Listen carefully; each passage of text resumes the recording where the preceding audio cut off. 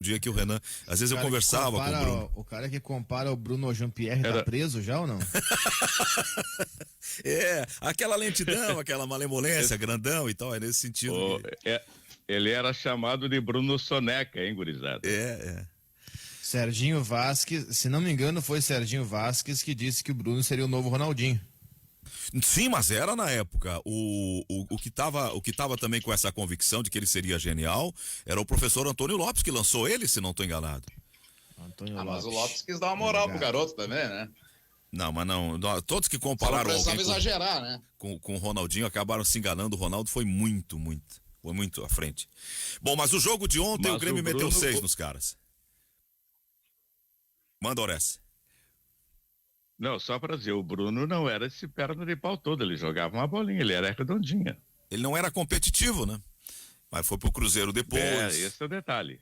Recuou um pouco mais.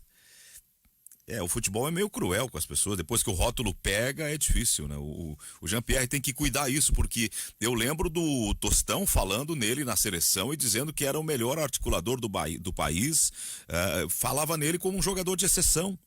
E ele estava vivendo... Naquela semana o Tostão, justamente naquelas semanas, ele vivia grande momento, justificada a coluna do Tostão naquele momento. O textão do Tostão, quase que saiu isso e acaba agora completando. Valeu, naquela semana sim, o problema são os momentos seguintes, né? Os grandes cronistas brasileiros, naquele período de um rápido momento de auge do Jean-Pierre, pediam ele na seleção, e nós aqui também estávamos dizendo que ele estava fazendo coisas que armadores outros do Brasil não conseguiam fazer naquela época com aquela qualidade. Mas ele decaiu muito, mas vamos torcer, ele é jovem ainda, menino, que ele volte a jogar aquele futebol. Pifar os caras, descobrir espaços, cobrar faltas, fazer lançamentos. Parece que ele tem um receio de bater na bola, então ele só circula, ele não chuta mais, ele não se expõe mais, alguma coisa, sei lá, não consigo explicar.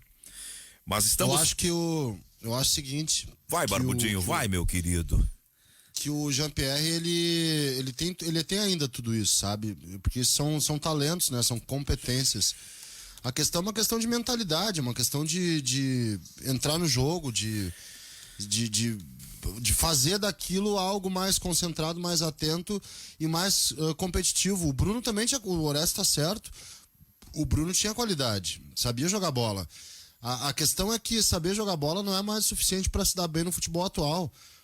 O cara tem que saber jogar bola e entender o que tem que fazer dentro de campo, que às vezes não é só jogar bola. Tem outras coisas pra você fazer. Eu acho que ontem era um jogo pro Jean-Pierre se deitar, viu? O Jean-Pierre é um cara que cresce quando não tem marcação. Isso não é um elogio pra ele, tá? Veja bem, veja a sutileza que eu vou falar. Não é um elogio pro Jean-Pierre. Ontem era um jogo pro Jean-Pierre se deitar. Jean-Pierre é um cara que não gosta de marcação, é um cara que joga muito bem em jogos fáceis, que quando a coisa tá muito barbada, o talento dele aflora, o talento dele, ele vem à tona. Quando a coisa é mais competitiva, o Jean-Pierre, ele se encolhe, ele se intimida. Essa é a mentalidade que eu tô falando do Jean-Pierre. Eu não tenho dúvida que o Jean-Pierre, por exemplo, muito mais jogador que o Tassiano, né? Eu acho que isso é uma unanimidade. Cara, qualquer cara que tenha um mínimo de conhecimento de futebol, vê 15 segundos do Tassiano e vê 15 segundos do Jean-Pierre, já sabe quem é o melhor dos dois. A questão é a cabeça, a mentalidade. Tô falando do Tassiano porque o Tassiano foi substituto do Jean-Pierre numa final de Copa do Brasil, escalado pelo técnico Renato Portaluppi. Então, ontem, pra mim, era o jogo que o Jean-Pierre se lavar. O Itaqui substituiu o Ronaldinho, certa feita. Exatamente. É óbvio. Olha, que eu não estou comparando o Jean-Pierre ao Ronaldinho, tá? Não me façam isso. E nem mas o a proporção pro Itaqui. O Itaqui, o Jesus Cleiton era bem melhor, viu? Claro, o Ronaldinho era bem melhor que o Jean-Pierre. E o Itaqui era, sim, bem melhor que o Tassiano. Só que eu acho que a proporção ela é válida, sim. Claro que é válida. Naquela entrevista, o Celso Roth foi perguntado depois por que o Itaqui jogou no lugar do Ronaldinho. Daí ele respondeu, tem que provar. O Ronaldinho tinha sido o melhor jogador sub-20, voltou do Sul-Americano. Um mês depois ele seria artilheiro do Gauchão e estava naquela seleção, estreando na seleção principal, metendo chapéu nos jogadores da Venezuela. E um mês e meio antes, o Celso Roth, tem que provar, que todos têm que provar. O jovem tem que provar sempre, né? O experiente O jovem tem que provar sempre, exatamente. O Celso Roth falou isso. Aí naquela semana o Ronaldinho pressionando nos treinos, essa história o Pfeiffer conta. E aí o Celso Roth passa o presidente Guerreiro por trás, assim. Aí o Celso Roth, o garoto tá pedindo passagem, hein, o presidente. O Celso Roth pro Guerreiro daí. Não, o Celso não é que ele tá pedindo passagem, pode escalar ele e mais 10, tá? Essa é a ordem que eu tenho pra te dar, é ele e mais 10, porque o Celso Roth não escalou o Ronaldinho e escalou o Itaqui, isso aconteceu e ele se defende disso, mas a história conta que ele voltou no Sul-Americano Sub-20 e falou que o Ronaldinho tinha que provar ainda. O Tassiano foi titular de uma final de Copa do Brasil, o Jean-Pierre entrou no segundo tempo. Isso é fato. Isso aconteceu. O professor foi uma vez até indelicado comigo, depois me pediu desculpas, essa história eu já contei muitas vezes, porque eu não tinha nada que ver com a situação, mas eu fiquei envolvido indiretamente. O Grêmio tinha feito um jogo em Buenos Aires e nós voltamos no mesmo voo, e coincidências da vida, não era aquele jogador famoso, mas era o professor Celso Roth, estava no banco ao lado do meu. E ele entrou no voo e tinha um jornal, e ele foi para um colunista da última página daquele jornal, e o colunista, que era gremista, tinha dado um pau no professor. E eu era colega de departamento do colunista. O professor se enfureceu, levantou do banco, saiu dali, porque eu estava ali, eu não tinha culpa de nada. Ele tinha uma resistência com essa questão do Ronaldinho, ele se incomodava muito com essa questão do Ronaldinho. Aquilo mexia muito com os valores dele, com a liderança dele, com a condição de comandante do grupo. Ele se incomodou bastante, ele sofreu muito para dar o braço a torcer, por assim dizer. Eu não sei se ele não conseguia enxergar, se tinham alguns valores no bastidor de uma pressão exagerada, que colocavam em risco a liderança dele, se o Ronaldinho era impertinente. Eu não sei o que tinha, mas sei que o professor Celso Roth lidou mal com aquela transição, com aquela introdução do Ronaldinho. Não conseguir enxergar o Ronaldinho é um problema meio sério, assim, né? Pois é, eu não sei o que aconteceu. Uma coisa é não conseguir enxergar um talento de um cara lá, meia boca. Agora, não conseguir enxergar o Ronaldinho é meio... O Ronaldinho era gênio desde os 12 anos de idade. Sim. Então... Enfim. Posso entrar no jogo de ontem, professor? Não, vamos sim. A gente começou falando assim meio atravessado, sim, as coisas, passou. Essa é a dinâmica do programa, não tem problema também. Nós temos tempo de sobra para ir voltar a vários assuntos, tem rolo no Inter acontecendo, enfim. Mas eu queria começar pelo jogo de ontem e dizer uma coisa que daqui a pouco muitos podem pular da cadeira. Porque o Grêmio ganhou de 6-1 e eu vou iniciar pela seguinte abordagem. Veja bem, o Grêmio ganhou de 6-1 e eu vou começar pela seguinte abordagem. Eu fiquei muito preocupado com o Grêmio ontem à noite. Quero começar por aí. Falei que alguns vão cair da cadeira, vão falar que é agenda negativa. Quem achar que é agenda negativa, dane-se, não tô nem aí. O Grêmio não pode tomar gol como tomou pro Ayacucho. O Ayacucho é um time que o Guimarães bem disse na jornada, e corretamente eu assino embaixo, é um time que não tem condições de disputar o campeonato estadual do Rio Grande do Sul. Não tem. Quer ver a prova? A prova é que é muito difícil alguém lembrar de cabeça de um 6-0, 6-1 da dupla Grenal no time do Gauchão. Teve um Grêmio tocando 6-0 no Avenida, isso faz 2 anos, e o Avenida foi rebaixado naquele ano. Ou seja, para fazer 6 num time de Gauchão é só time que é rebaixado. E é o caso do glorioso Ayacucho, que é um time semi-amador na comparação com o Grêmio. O Grêmio tomou um gol do Ayacucho com uma falha do seu goleiro. O goleiro do Grêmio falhou em todas as bolas que chegaram até ele ontem. A defesa que ele fez e que pareceu ser difícil, que ele deu um tapa para trás, era uma defesa fácil, um chute no meio do gol que ele, para dificultar ou parecer que era difícil, deu um tapinha para fora, num gesto errado, inclusive, porque ele foi com uma mão só e se ele erra o tempo da bola, ele joga a bola para dentro do gol e seria mais patético ainda. Então ontem ficou mais uma vez provado que os goleiros do Grêmio são insuficientes. O Paulo Vitor falhou nas finais da Copa do Brasil, o Vanderlei falhou ontem, a exemplo do que vinha fazendo o Paulo Vitor. E o Grêmio tinha no banco o Breno. E na entrevista coletiva, o Renato, perguntado sobre goleiros, ele disse que o Breno vai jogar o Campeonato Gaúcho, final de semana agora vai ser com o Breno como titular, e que ontem foi o Vanderlei em nome da experiência. A maldita experiência. A maior bengala que existe no futebol, que é a tal da experiência. Então, Oliveira... em nome da experiência, jogou o Vanderlei, que mesmo sendo experiente, mesmo sendo rodado, falhou no gol do Ayacucho, falhou como vem falhando e vai seguir falhando, porque o Vanderlei falha há muito tempo. Não é à toa que ele perdeu posição no Santos, porque não sabia jogar com os pés e porque falhava com as mãos.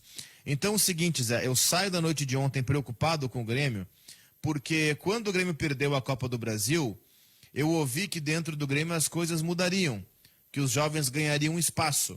E o que eu vi no primeiro jogo depois disso é Paulo Miranda e David Braz ficarem à frente do Rodrigues, simplesmente por serem mais experientes e mais rodados, só por isso. Não há outro motivo. Paulo Miranda foi mal ontem no jogo contra o Ayacucho, não é o Bayern de Munique, é o Ayacucho. Paulo Miranda foi mal.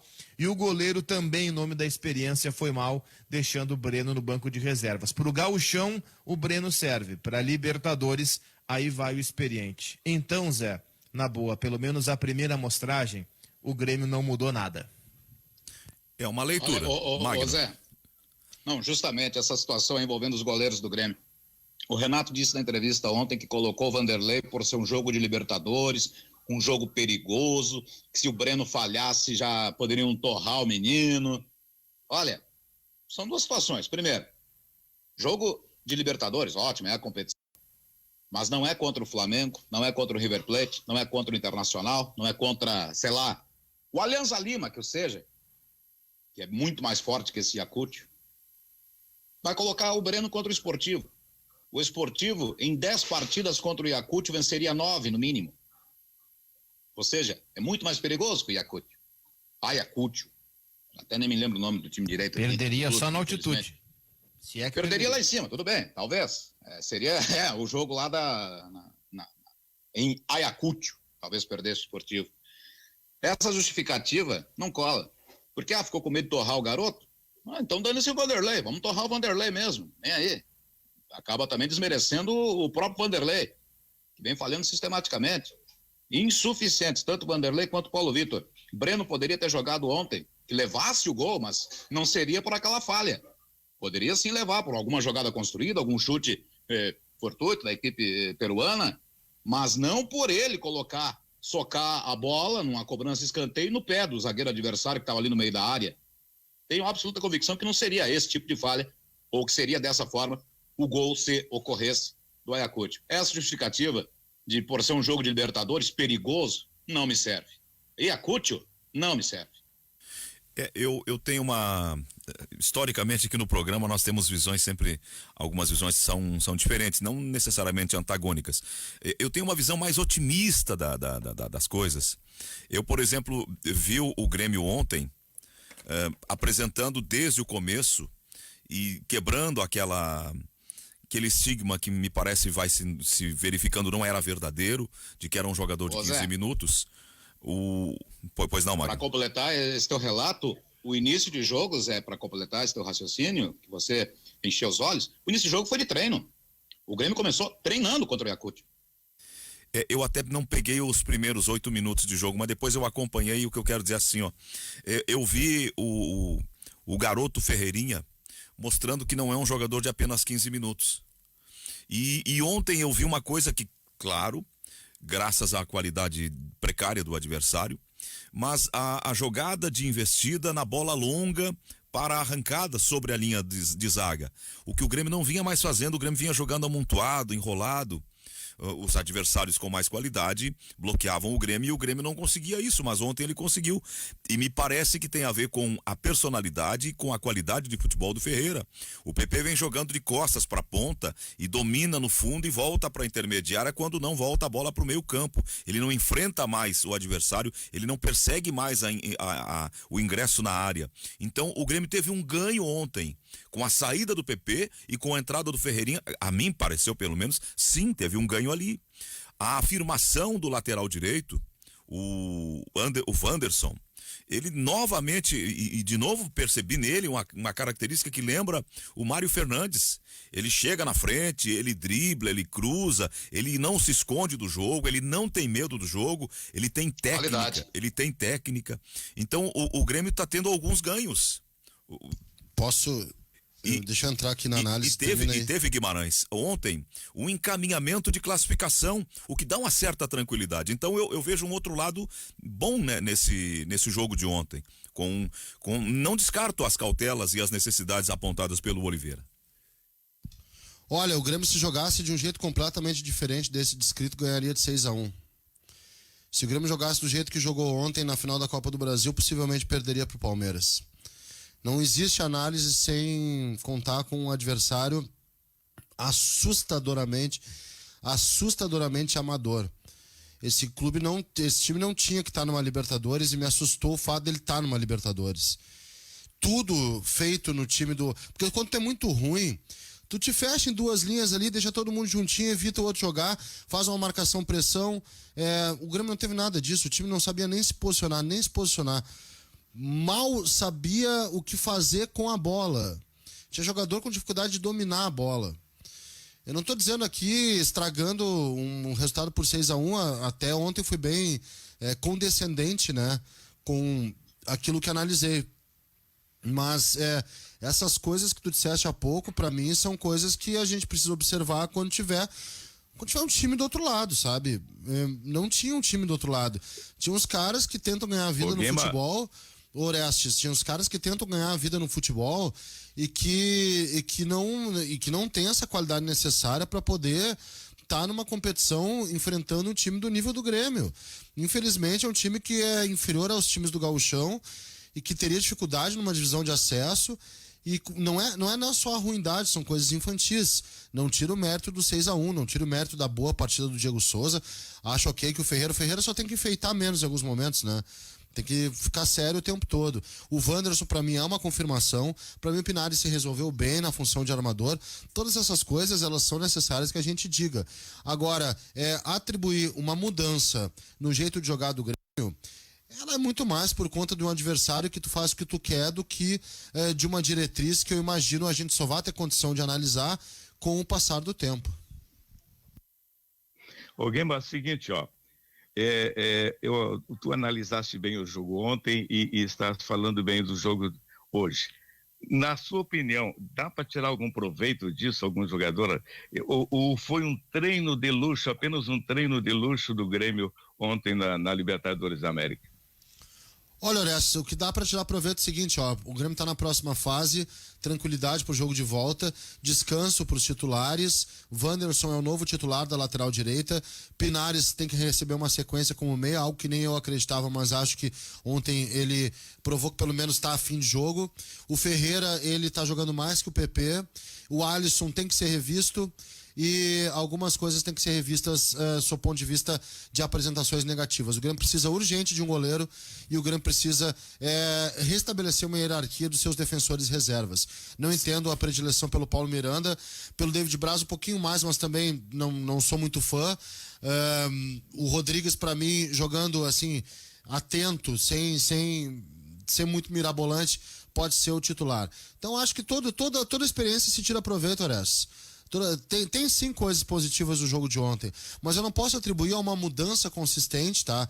Devido ao adversário. Eu só vou poder entender que é uma mudança quando tiver um nível competitivo melhor.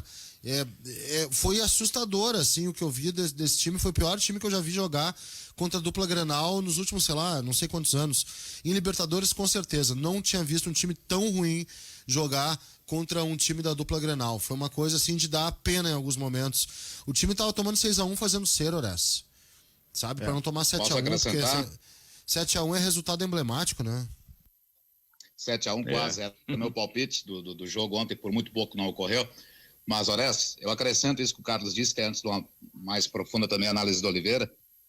O que ficou de positivo, a confirmação do Wanderson, porque nesses jogos aí o cara tem que aproveitar, mostrar o que sabe. O Wanderson mostrou muito. Diego Souza, seu oportunismo, sua qualidade nos 3 gols, no pênalti, no sem pulo, e depois mostrando para o Tassiano como é que se fazia. Isso de mais positivo. Assim como Pinares, jogou muita bola ontem.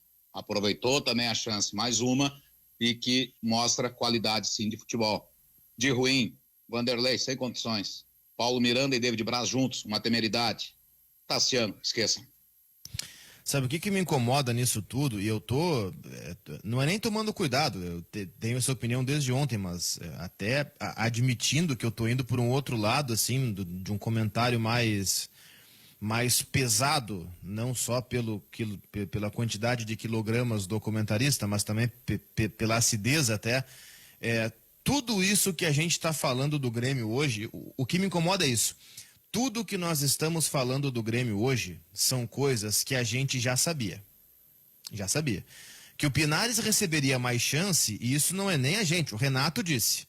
O Renato disse que o Pinares receberia mais minutagem, que ele precisava era de uma sequência, e ele vai ter a sequência a partir de agora. O Renato disse isso depois do jogo do Gauchão semana passada. Então o Renato já havia adiantado, você sabia do Pinares.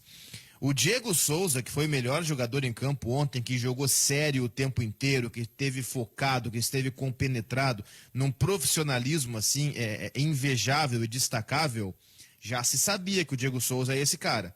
Ninguém imaginava que o Diego Souza fosse enfeitar, fosse dar lambretinha, fosse dar pedaladinha para trás. Ninguém espera isso do Diego Souza. Se espera do Diego Souza seriedade, aquele tanque que ele é, aquela força que ele tem, aquela imponência que ele tem, aquela capacidade para romper o adversário. Então já se sabia que ele apresentaria isso, e apresentou muito bem. Foi o melhor em campo ontem. Que o Wanderson é o melhor lateral direito do Grêmio, isso é uma coisa que eu falo há mais de um mês.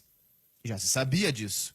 Não foi uma novidade. Olha, o Grêmio mudou, entrou esse guri que, opa, esse guri é bom. Não, não.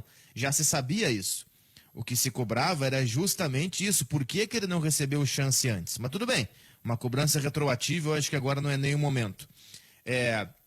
Que um meio-campo abrindo com Matheus Henrique e Maicon é o meio-campo que não te dá suporte de marcação, nem contra o Ayacucho, também já se sabia. Matheus Henrique e Maicon são a dupla de volantes titulares do Grêmio desde 2000, ou a dupla titular de volantes do Grêmio desde 2019. E eles não foram bem em 2019, não foram bem em 2020, e se eles continuarem formando a dupla titular do Grêmio, não vão ir bem em 21 também, porque não são volantes que se completam. São volantes que se repetem, não são volantes que se completam. Os dois são bons jogadores, especialmente o Maicon. Acho o Maicon espetacular. Mas ele, na comparação com o Matheus Henrique, eles são jogadores que precisam de um complemento. E esse complemento não tem. Já se sabia disso. Que o Paulo Miranda e o David Braz jogam menos do que o Rodrigues, e aí, mesmo que o Guimarães disse ontem, disse agora há pouco, que não era um elogio ao Jean-Pierre dizer que ele jogaria bem ontem, eu não faço aqui um elogio ao Rodrigues que eu acho insuficiente. O Rodrigues, ele não é um grande zagueiro, mas ele é melhor do que Paulo Miranda e David Braz. Isso já se sabia, e ficou comprovado ontem. Que o Ferreira é um cara do drible, que o Ferreira joga mais do que o Alisson, por exemplo, isso se sabia. O Alisson foi ontem o que ele foi sempre no Grêmio, um burocrático. O Alisson é o cara que domina e toca para trás. O Alisson é o cara que domina, gira e volta o jogo, que atrasa o time. Ele é isso há muito tempo. E o goleiro do Grêmio, bom, esse eu nem vou entrar em detalhes, porque esse todo mundo sabe que é insuficiente. Então, assim, quem está ouvindo eu falar, parece que o Grêmio tomou 3-0. E fez 6-1. Só que do outro lado tinha uma equipe, desculpa o ayacuchense que nos escuta, um time semi-amador. E mesmo contra um time semi-amador, o Grêmio sofreu gol, o goleiro falhou, o Paulo Miranda falhou e o meio-campo deu algumas brechas. Eu saio do jogo de ontem com essas preocupações. O Grêmio fez 6-1 e se ele tivesse um time minimamente mais sólido, cara, desculpa, sem exagero, ele faria 10. Tamanha diferença de qualidade. Tem um nível de desperdício bastante alto. No próprio jogo de ontem poderia ter feito 10, mesmo com aquele volume de jogo, mas o Grêmio desperdiça demais. Tem ali uma certa falta de convicção na hora do lance final. O Ferreira acabou perdendo depois, não sei se cansou, desconcentrou, várias jogadas pessoais em que ele tinha chance de encaminhar uma solução de conclusão a gol. O próprio Diego Souza, né, Zé? O próprio Diego Souza, ele teve duas chances, um chute ali da entrada da área que o goleiro fez uma grande defesa e depois uma bola no chão, que o David Braz havia desviado e o Diego foi para a dividida com o goleiro que saltou junto. O Diego teria feito 5 gols ontem. Tranquilamente. Isso que eu nem somo o erro do Tassiano e os demais. Um ouvinte faz aqui com uma certa dose de espirituosidade a seguinte observação: botaram o Tassiano para ler as perguntas, só pode. É sobre o final de jogo. Foi feia a coletiva. Na verdade, assim, ó. Acho que vale um registro mais pro final também disso que a Conmebol faz, mas aí foi patético mesmo. Eu acho que o jogo de ontem que fica é a tranquilidade, tá? Fez um dever de casa contra uma equipe constrangedoramente fraca. Eu acho que também a gente abre um outro debate, não para agora, tá? Mas para outro dia que tiver menos assunto assim de dupla Grenal, que é sobre essa fórmula da Libertadores, cara. Tem muito time ruim nessa primeira fase, sabe? E não é de hoje. É uma fase vai política. Muita gente pra Libertadores, Guimarães. Vai muita gente insuficiente, muita gente desqualificada. E outra, o Campeonato Brasileiro premia gente que foi incompetente, tá? Vamos numa boa aqui. Gremista vai exemplo, o Grêmio? Exatamente, o Grêmio não merecia estar nessa Libertadores, não. Carlos, nem vai até o Grêmio. O Santos entrou em 8º no Brasileiro, tá? Exato. É muita gente, é metade do campeonato indo para Libertadores quase. Se não metade, 40%. Agora sim, para ser exato, 40% do campeonato, exatamente 40% do Brasileirão foi para Libertadores. 40% do campeonato vai para Libertadores. Poxa vida, né? É muita gente. 20% é rebaixado e 40% vai para Libertadores. Que é isso? Eu acho que tem que ser revisto porque o time peruano, ele acende aí um alerta do tipo, gente, tá desigual. E antes que falem que na Champions League, na fase prévia, tem lá os times também lá do, sei lá, da Armênia. Sim, mas a Europa da tem Letônia. 1 milhão de países, aqui nós temos 10. De Luxemburgo e de San Marino, ok, eu sei que tem esses times todos jogando a primeira fase da Champions League, só que é uma coisa muito prévia, muito lá atrás, viu? Diga, Magno. O time de San Marino não joga contra o da Alemanha. Entendeu? Joga, dependendo até joga, Magno. Se for passando por 300 e outros times, 350 lá outros times. Contra o quarto da Alemanha às vezes joga, mas também na Alemanha passam 3. Não é o primeiro jogo do time de San Marino contra o Borussia Dortmund. Cara, o Brasil tem 8 vagas, isso é absurdo. Isso. Absurdo, na Europa, cara. O Brasil não pode ter 8 vagas. O Peru tem 4, 5 vagas, não existe. Exatamente. E na Alemanha é o seguinte, são 3 mais 1. Entende? É bem menor. E a Europa é maior. Pô, vamos moralizar essa competição, não dá? Ontem foi uma coisa muito feia o que eu vi dentro de campo de um time que chega num momento que o cara fica meio com pena, assim, ao mesmo tempo fica meio... cara, não tem qualidade, não tem nenhuma qualidade, nem de organização. E a entrevista do treinador, que aliás possui uma bela voz de tabagista, né? É a voz do Alfio Basile, o Walter Fiore, o treinador do time do Ayacucho.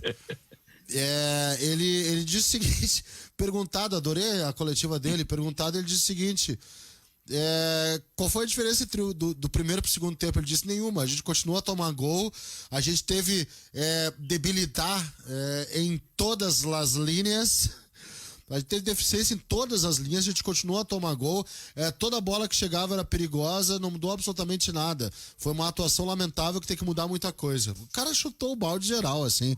Tava furioso o treinador do Ayacucho. Eu acho que o seu Fiore veio conhecer o tabaco brasileiro, somente isso. Eu vou fazer o intervalo. Como é que é o argentino? Tá. Ô Zé, sim. Só me desculpa, porque esse gancho aí permite algo que eu falo há muito tempo e prometo que vai ser rápido. Uma distribuição de vagas na Libertadores sem politicagens por parte da Conmebol, e aí eu sei que eu tô sendo assim o mais inocente do mundo em querer que a Conmebol, que é uma entidade política, não faça politicagem, mas enfim, eu também sou um imbecil, mas fora isso, vamos lá, vamos tentar viver num mundo paralelo. Se você colocar assim, 32 times na Libertadores, por que 32 times? São 8 grupos com 4 times cada, sem pré-Libertadores, sem nada, 8 grupos com 4 times cada. Você distribui o seguinte, uma vaga para o atual campeão, defender o seu título. Uma vaga para o campeão da Sul-Americana, para entrar na Libertadores do ano seguinte. E aí você dá 4 vagas para Brasil, 4 vagas para Argentina. 3 vagas para Uruguai, Paraguai, Chile, Colômbia, Equador e Peru. 2 vagas para Bolívia, 2 vagas para Venezuela. Fechou. Você tem aí 32 times numa Libertadores da América, sem pré-Libertadores, sem vaga disso, sem sub aquilo, sem não sei o quê. Simples, sem pré-Libertadores, direto fase de grupos. Repete. Ô, Zé. Pois não, Magno. onde a Comebol vai mal, mais uma na Continental. É isso. Repete, por gentileza, Oliveira, para fixar bem o ouvinte, essa tua proposta. Seriam quantos brasileiros? Seriam 4 brasileiros. E o restante? No máximo 6. Nesse caso, o brasileiro vença a Sul-Americana mais Libertadores. Vamos lá. O atual campeão da Libertadores, para defender o seu título, é claro, ele tem que ter vaga garantida. 1. Campeão da Sul-Americana para ascender a Libertadores. 2. 4 times do Brasil, 4 times da Argentina, que são os principais países do continente em termos de futebol. 8 com esses 2, mais os 2 campeões atuais da Libertadores Sul-Americana, 10. Mais 3 times do Uruguai, mais 3 do Paraguai, mais 3 do Chile, mais 3 do Equador, mais 3 da Colômbia e mais 3 do Peru. Você tem 28. Mais 2 da Bolívia, 30. Mais 2 da Venezuela, 32. 8 grupos com 4 times cada. Fechou. Primeiro o Magno, depois o Orestes. É o seguinte, até para simplificar, então, em termos de Brasil, já que são 8 que vão para a Libertadores, claro, teve o Palmeiras campeão e tal, mas foram 8 esse ano para a Libertadores. Simplifica, bota os 4 primeiros na Libertadores, do 5º ao 8º na Sul-Americana. Deu? Do 5º ao 8º na Sul-Americana. Deu? E o meu é o seguinte, Zé Aldo, vou dizer para você o seguinte, a minha proposição é o seguinte, essa fase da Libertadores da América tinha que ter o seguinte, se o time não interessa se joga em casa ou joga no campo do adversário e levar 6 gols, 7 gols, 8 gols, está eliminado. Para que jogar o segundo jogo? Me explica. Isso aí, eu tenho que punir o cara que vem aqui e leva 6, 7 gols. Entrou na Libertadores, não sei porquê. Eu acho que isso aí tinha que acontecer. Levou 6 gols, meu filho, tchau para ti, volta na próxima etapa. Fica 2 anos sem participar de competições internacionais. É um raciocínio regra bem interessante, mas vamos lembrar que o Grêmio meteu 5 no Palmeiras e depois tomou 6, né? Não, tomou 5. Não, tomou 5-1. 5-0, 5-1. Tomou 5-1. Os placares elásticos às vezes acontecem até entre os grandes. Mas isso aí foi um jogo em quantos? E foi um evento aquele Grêmio Palmeiras, né? Foi mais que um jogo, foi um evento, uma coisa inesquecível aquele Grêmio Palmeiras. Só, eu não sou contra, a goleada faz parte do jogo, mas eu sou favorável a selecionar melhor o que tá rolando nessa Libertadores. 40% do campeonato nacional aqui no Brasil não pode ir para Libertadores. Romantização da Libertadores, como se qualquer time da Libertadores fosse espetacular e maravilhoso. O que a gente viu ontem foi um time da Libertadores que não jogaria Campeonato Gaúcho. Essa é verdade, não jogaria Campeonato Gaúcho, teria dificuldade o recado de do acesso. ouvinte ontem, Carlos. Um recado de ouvinte ontem no vestiário é o sindicato que habla. Sindicato que habla. Nível é próximo, Sindicato dos né? atletas, claro. É que é o seguinte, cara, time ruim a gente vê. Agora, time ruim que não sabe marcar, time ruim que não sabe se organizar, time ruim que joga em linha alta. Velho, os negócios assim que eu fazia tempo que eu não via no futebol, sabe? Olha como é que é o gol do Ferreira. A linha do Ayacucho sem pressão, sem pressionar o adversário, porque não tá pressionando, jogando no meio de campo, descompactado, com o Pinares tendo liberdade para poder ir quebrar a linha. Isso aí foi uma coisa meio... O gol do David Braz, cara, os caras fazendo linha de impedimento num passe que foi para trás. E com um cara dando condição, um cara parado atrás, porque tinha um próximo ao goleiro. Umas coisas assim que fazia muito tempo, o jeito que o Diego Souza passou de Ardiles pelos caras. Cara, o Ardiles é um daqueles caras que seria gente boa assim numa pelada, sabe? Pra tu conversar. O Ardiles é aquele cara o seguinte, marcou o futebol da firma, Magno, faltou um. Tem um carinha ali fora da quadra no bar tomando uma cerveja. Ô, bonitão, vem aqui fechar o time. Aí o Ardiles entra e fecha o time. É isso. Ainda tentaram comparar, Carlos. Tentaram comparar com o Pércio. Assim. Tentaram comparar com o Pércio, não tem como. Não, o Everton Calbar. É assim. Mas só sobre o. Tem um cara só que tentou alguma coisa que sabe jogar bola no time do Ayacucho. Sabe jogar bola com pouca qualidade, tá? Mas vai lá, pelo menos tem uma noção do jogo, que é o Sousa, número 11. Era um cara que sabia se mexer um pouquinho, tinha uma certa manha. Mas o resto, rapaz, os laterais, que coisa difícil é realmente a Libertadores precisa ser revisada nisso, porque chamou atenção a precariedade, a ingenuidade do time do Peru, viu? 11h40 da manhã, a hora certa é Carrefour, todos merecem o melhor. Estamos aqui no estúdio, a CNN acaba de anunciar que o governador Dória aumenta as restrições em São Paulo de circulação de pessoas e realização de eventos, e o GE está dizendo que a Federação Paulista já foi informada pelo governo que o futebol também vai parar no estado de São Paulo. O anúncio oficial da paralisação do campeonato deve ser feito pelo governador Dória na entrevista coletiva que será realizada no começo da tarde. Então, estamos diante de um fato que pode gerar uma espécie assim de influência nos demais estados que estão em situação de igualdade com relação à pandemia a São Paulo. Sugestão de assunto para a volta, Alisson. Tá bem, a gente volta nisso então. 20 para o meio-dia, nós já retomamos o Ganhando o Jogo pela Guaíba. O Carlos vai voltar, ele sugeriu um assunto para retomada. Só uma curiosidade, assim, de colega. Não sei se está acontecendo com vocês, eu fico até me perguntando se eu não estou um pouco paranoico. Eu estou nos últimos dias, depois do crescimento acentuado da Covid, da contaminação, com muitos doentes entre amigos e entre familiares e entre conhecidos também, com uma mania o tempo todo, eu fico passando álcool nas mãos. Eu não sei se eu não estou exagerando. Mudou também a cabeça de vocês em relação a esses comportamentos? Quais comportamentos? Desculpa de passar álcool. Lava a mão, passar álcool, eu fico o tempo todo. Cara, se não existe lado bom da pandemia, tá? As pessoas às vezes falam, o lado bom da pandemia. Não tem lado bom na pandemia. Mas tem um hábito que eu comecei a ter e fazer isso mais vezes, lavar as mãos várias vezes por dia. Sim. E eu me viciei em passar álcool nas mãos, cara. Eu passo álcool nas mãos sem exagero. Eu acho que umas 20 vezes por dia. A maior mudança que eu tive, eu já tinha essa mudança eu tô voltando, gente. Tem alguém voltando aí. Eu tô voltando. É só fechar Parece que tem uma caixa de som aberta, né, em algum lugar. Isso, em algum lugar deve ter uma caixa de som realmente. Como eu tô com fone, meu retorno não tá alto, eu tô voltando. Então eu consigo me ligar porque meu retorno não tá alto. Meu volume tá baixinho, que eu gosto, às vezes. Uma maior mudança é no consumo, tá? Meu hábito de consumo. Eu adotei o comércio online assim direto. Inclusive, acaba de tocar o interfone com o Mercadinho entregando algumas coisas aqui pra gente. Sim. O delivery. E é direto, assim, ó. É direto. Todas as coisas, eu me mudei faz pouco tempo, eu tô há 10 dias aqui nesse apartamento, então tudo que foi comprado pra ele Pra qual bairro fosse nesse momento? Menino Deus ainda.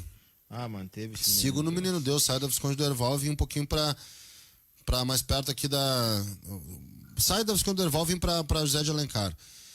Mas no Menino Deus, onde tem tudo aqui, né? Onde já me acostumei, onde já tô do lado da pracinha aqui, onde os cachorros passeiam e tudo. Tá tudo certo. Mas o comércio, eu acho que é mais no consumo, né? Meu consumo não tem sido presencial. Eu não tenho ido ao supermercado. Só quando é assim, ó, essencial mesmo. Cara, mesmo, aí eu vou ao supermercado. Eu tava fazendo assim, geralmente, antes da pandemia, eu tinha o hábito de ir no supermercado uma vez por semana, fazer compras pra semana. Quando começou essa loucura toda, eu já estiquei, fazia compra assim pra durar, 10, 15 dias.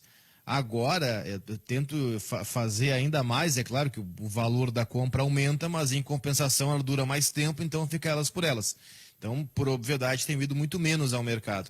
E essas questões aí do dia a dia, tu vai comprar daqui a pouco um pão no fim da tarde para tomar um café, alguma coisa, ou faltou arroz, vai no mercadinho e compra uma coisa específica, ainda assim, mas é só isso. Eu tô saindo de casa o mínimo possível e passando álcool nas mãos 20 vezes por dia. Eu direto nesse também. Ponto eu já sou um pouco mais desregrado. Eu moro a 20 Tabaco, metros, né? 30 metros de uma Alta padaria. Fiore. Tem um posto de combustíveis aqui na esquina da minha casa.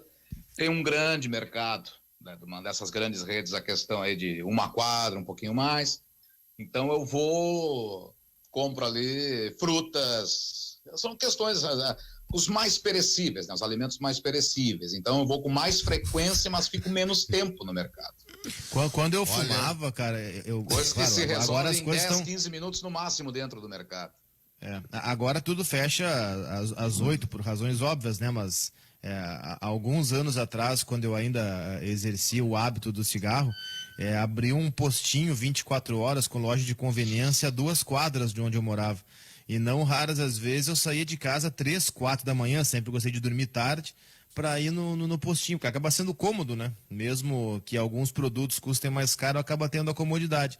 Agora, não agora, né? Agora com tudo fechando mais cedo. Por E o razões senhor óbvias, no mercado outro não ia momento, né? conseguir comprar o seu cigarro, viu, Cristiano Oliveira? Não Por é quê? produto essencial. É só no Não, postinho claro aqui. que não, claro que não. Por isso que eu tô dizendo. Bom, eu parei de fumar muito antes da pandemia, né? Eu parei de fumar esse ano, vai fazer 5 anos. Esse postinho Olha que aqui, o ó. Magno fala, eu conheço, viu, Orestes? Eu conheço. Quem me mostrou esse posto foi João Gabriel Silva, que foi nosso colega aí na Rádio Guaíba. Num dia que eu tava levando ele pra Esteio, o João mora na entrada de Esteio, daí ele me disse: vamos conhecer a cidade, vou te mostrar uns pontos que Luiz Magno gosta bastante de frequentar. E me mostrou esse postinho. Realmente, vi outros pontos que Luiz Magno gosta de frequentar na cidade do Esteio, Orestes. E pontos em que realmente as coisas, os consumos e toda a sua... Te sentiu na boca do lixo em São Paulo? É quase isso. Conheci alguns pontos do Orestes. O posto é só Lugares que eu tabagista, frequentava, né? os lugares que eu frequentava, mas na década retrasada, na minha outra passagem pelo Esteio, nem existem mais. São locais novos agora. Hoje sou um homem diferente. Apenas vou ao supermercado, no máximo ao posto de combustíveis para abastecer o meu automóvel e adquirir tabaco. Apenas isso. Nada mais do que isso. Bem, o André Luiz... Guima- Sim, por favor, vai. Não, Eu, o assim, Guimarães tinha proposto um assunto do Alisson, mas eu queria só, talvez antes puxar, porque eu acho que vai render sobre o Alisson muito mais do que os 8 minutos que nos restam até o meio-dia. Então eu só queria colocar uma pincelada assim, ó.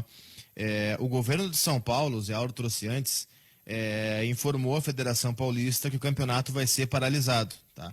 Deve ter o jogo de hoje, que é o jogo do Palmeiras, e depois o Campeonato Paulista vai ser paralisado. E eu não sei, a gente sabe, o Campeonato Paulista ele é o principal estadual do Brasil. Eu não sei se a partir dessa decisão do governo de São Paulo a gente não vai começar a ver outros governos informando a outras federações, e aí eu coloco o Rio Grande do Sul nessa, estendendo essa paralisação para outros estaduais também. Eu não duvido que isso comece a acontecer. Alguém tomou a frente. E eu não estou nem entrando no juízo de valor se é certo ou errado. Acho que cada estado tem a sua realidade. Mas o governo de São Paulo, ele informou a federação que o Paulistão está paralisado.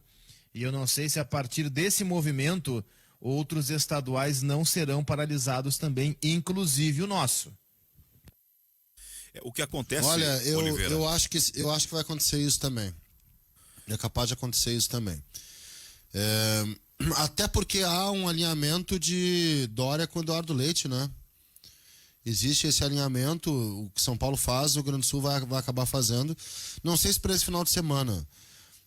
O que eu sei também é que o presidente da federação, e eu tenho elogios ao Luciano Oxman, muitos elogios, tá? De verdade, assim. Os caras de muito diálogo. Poxa, vocês terem uma ideia, vou até colocar, ele me ligou, preocupado com uma situação determinada e tal, e a gente conversou um tempão e ele, que vocês precisarem da gente, pode pedir e tal, e enfim, foi muito legal o que ele fez, assim, bem disponível, e acho que ele tem um diálogo bom com o governador, tá? É um cara de diálogo, um cara assim de ceder um pouquinho para depois também ter uma contrapartida. Eu vejo assim pessoas de diálogo que podem resolver isso aí. Eu tô gostando da gestão do Luciano Oxman, só queria dizer isso, embora seja um crítico do calendário. O calendário não é do Luciano Oxman, tá? O calendário, ele é nacional.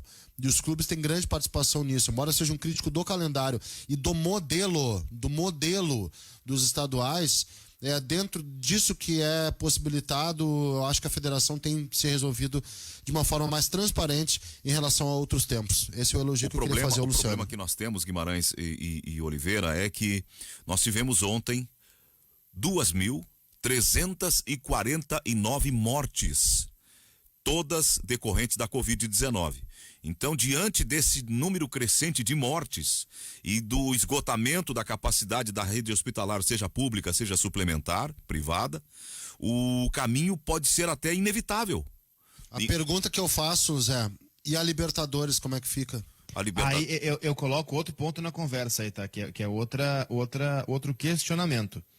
Parando o futebol, esse número vai baixar? O que disse... Eu acho que o debate é legal, cara. Eu acho que a gente não pode ter uma opinião cega com preconceito, mas eu acho que o nosso papel aqui é fomentar o debate. O debate é legal, eu tô fazendo papel aqui, não é nem de advogado do diabo, é colocar os dois lados da moeda. Em São Paulo, por exemplo, o Pretzel, que nos ouve aqui, eu mando um abraço, ele manda aqui que os clubes são contra, os clubes querem continuar jogando. Então foi uma decisão, e a federação também quer, quem mandou parar foi o governo. Então eu faço esses dois lados da moeda, os clubes querem continuar. E a pergunta que eu faço é, se parar o futebol, esse número de mortes vai diminuir? Não é propriamente que vai diminuir, mas a ideia é estabelecer uma zona de restrição uma zona absoluta. de alerta. De restrição absoluta. Mostrar para as pessoas que não está tudo normal. E que não tem nenhum setor com algum tipo de benefício. Mas é o seguinte, o futebol não tem o benefício do público, tá? Sim. A minha medida, eu acho que é o seguinte, tá? O problema do futebol não é o jogo em si. Só que já tem que evitar aquele monte de gente que entra sem ter nada pra fazer no jogo. É o diretor subassistente, Aspone lá dos Seus Culhões, que entra no jogo e sem nada pra fazer, sabe? Pô, aí não. Eu acho um exagero, inclusive, pra imprensa.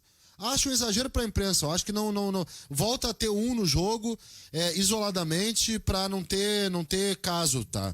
Eu acho que é muita gente entrando. É muita gente dentro de um campo de jogo que não tem nada o que fazer no campo de jogo. E isso aí sim, só que eu acho que o futebol, a pergunta do Oliveira é pertinente, acho que não diminui as mortes, não. Porque eles são testados, todos eles testados. Eu acho que o controle tem que ser do entorno e não do jogo em si. E entrar num acordinho com televisão aí, ó, nessa hora, vamos ser um pouquinho menos dinheirista, né, gente? Só pay-per-view pra ver jogo de futebol é cansativo. É cansativo, não, vamos ter um pouquinho de humanidade nessa história toda também, né? Ontem eu vi o Grêmio na TV aberta, mas a regra tem sido essa, né? Paga pra ver. Exatamente. Pô, vamos ter um pouquinho de consideração também, né? Tem horário da quarta noite pra passar jogo. Mas a audiência é aquela coisa que a gente fala, o modelo do estadual faz com que a TV, que detém os direitos dos estaduais, passe filme na quarta noite. A TV prefere não passar. A TV não passa a porque festa. ela não quer, porque ela tem mais audiência dando um filme qualquer de noite ou a festa do Big Brother do que futebol estadual. Mas e daí passa o futebol, passa a festa do Big Brother às 11h30. Continua, o ponto de televisão transmitir continua sendo entretenimento. E aí o que dá mais audiência dependendo de quem está em campo? É o futebol ou é o filme? É o futebol ou é o reality show? É o entretenimento. Nesse ponto a TV, eu concordo com o Carlos, desde a origem, eu sou contra o pay-per-view, porque tu já paga uma TV por assinatura, tem que pagar um subserviço dentro daquela TV por assinatura. Agora, para a TV aberta, ela continua colocando entretenimento no ar. Aí é um outro debate que tem que se fazer. Tem intervalo agora para o noticiário, vai bater meio-dia, a Fernanda Bagatini está chegando aqui e a Fernanda apresenta as notícias do Guaíba Notícias e nós já retomamos o debate do Ganhando o Jogo. Os ouvintes já estão se manifestando aqui em cima das nossas manifestações anteriores ao noticiário, das nossas falas relativas à questão de parar o futebol. E tem gente dizendo no Facebook que o futebol leva a que as pessoas tenham alguma coisa a fazer quando estão em casa, isoladas, encerradas. Então, fazendo uma análise, dando um depoimento no sentido que até é bom que permaneça o futebol. Nós não temos um dado objetivo, mas que me recorde, não há um único caso de gente do meio do futebol que faz parte desse grupo de profissionais que são rotineiramente monitorados através de exames que tenha evoluído para ocupação de leito em hospital. Nós não temos isso, né? Portanto, o futebol não está contribuindo com o processo de saturação dos leitos em hospitais de nenhum estado. Mas é preciso que se diga também. Claro, isso é uma realidade. Todos os casos de jogadores foram, a maioria, assintomáticos ou com poucos sintomas, né? O último caso agora do Corinthians, ali que teve 9 jogadores, o Novo Hamburgo agora que teve também, se não me engano, 8 jogadores, 7 jogadores com Mas, gente, eles não evoluem. Agora, gente relacionada a futebol, técnicos faleceram. teve gente que morreu, outras, cara. dirigentes faleceram. Me recordo ano passado aquele roupeiro do Flamengo que faleceu. Sim, atingiu o futebol nesse ponto. Não chegou à internação nos casos de jogadores, que eu me recorde. Mas pessoas do futebol, dos clubes, faleceram em decorrência do Covid. No caso de jogadores, eu não lembro agora, o roupeiro do Flamengo morreu. O Marcelo Veiga, técnico do Bragantino, morreu. E no caso, o ex-técnico do Bragantino, ele estava em outro clube lá de São Paulo. Teve gente que morreu, cara, no meio do futebol. Foi um dos argumentos que o Lisca usou, que ele falou no plural, técnicos, amigos meus morreram e tal. Eu não lembro de outro, fora o Marcelo Veiga, minha memória não é das melhores. Mas teve gente no futebol que morreu, cara. Isso evoluiu, tem gente internada, sim. A ouvinte Tatiane da Silva Francisco. O próprio Paulo Pelaipe ficou um bom tempo internado em Curitiba, agora me recordei aqui. Boa lembrança. Presidente da Chapecoense. Isso também. O Grêmio não teve um dirigente lá no começo. Morreu? Teve o Bobson. Morreu. Ele ficou internado mais de 80, 90 dias e ele voltou para casa muito debilitado e foi acometido de alguma coisa e aí não resistiu e acabou falecendo. Como em qualquer outra situação, qualquer outra função na sociedade, pessoas morreram ligadas ao futebol. Jogadores, não. De recordação, não. Que eu estou lembrando aqui. Mas, sim, gente do futebol faleceu. A ouvinte Tatiane da Silva Francisco diz, a imprensa é testada? Claro que não. Não, a imprensa é testada, é parte do protocolo, não entra mais no estádio sem comprovar. Não, a imprensa não é testada. Não é testada? Não, a imprensa não é testada. O novo protocolo não exige que apresente o exame? Não, isso foi uma outra situação, devido a algo que eu não me cabe falar aqui, tá? Mas não, a imprensa não é testada nos jogos. A imprensa tem medição de temperatura. Como entrar no supermercado. Tu vai ali no supermercado, os caras medem a tua temperatura e aí tu entra. Ser bem diretos. Algum termômetro desse já apontou uma temperatura maior que 32, 33 graus na pessoa? Essa do termômetro. Eu vi uma vez. De todas as coisas boas do protocolo de segurança, desde o álcool, desde a máscara, de todas as coisas que foram colocadas até agora para se proteger do corona, a que não serve para absolutamente nada é essa temperatura.